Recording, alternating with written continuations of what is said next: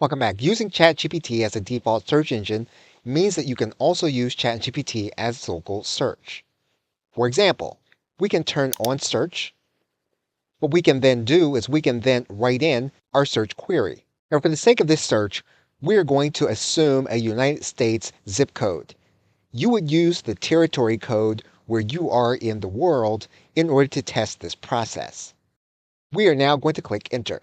And what you'll notice is that ChatGPT can do some semblance of a local search, just as you would find in a more traditional search engine. That means you can also use driving directions.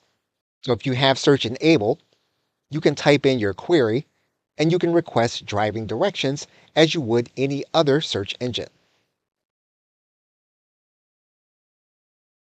You can also integrate voice search into this specific query. ChatGPT, we are approaching the Holland Tunnel and it appears to be crowded.